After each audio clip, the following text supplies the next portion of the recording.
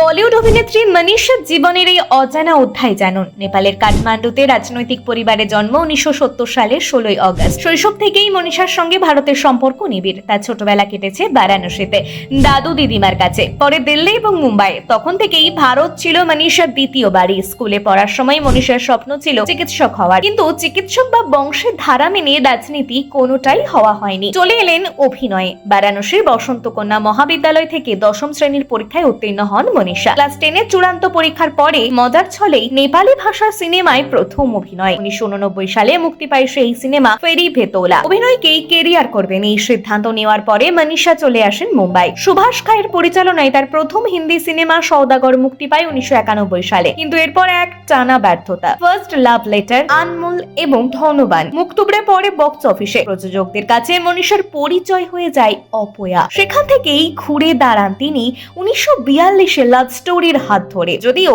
এই সিনেমার প্রথম অডিশনে পরিচালক বিধু বিনোদ চোপড়া বাদ দিয়ে দিয়েছিলেন মনীষাকে। তার মনে হয়েছিল মনীষা অভিনেত্রী হিসেবে ভয়ঙ্কর। পরে সেকেন্ড অডিশনে বাজিমাত করেন নায়িকা মাধুরী দীক্ষিতের পরিবর্তে সিনেমার রাজেশ্বরী বা রাজ্য চরিত্রে বিধু বিনোদ মনীষাকেই নির্বাচন করেন। বক্স অফিসে সফল না হলেও এই সিনেমাটি অনেক দিক দিয়ে তাৎপর্যপূর্ণ।